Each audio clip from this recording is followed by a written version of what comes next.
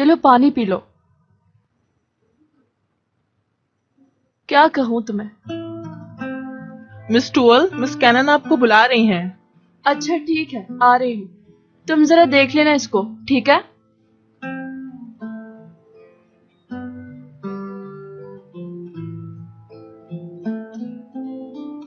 अब कैसी हो तुम?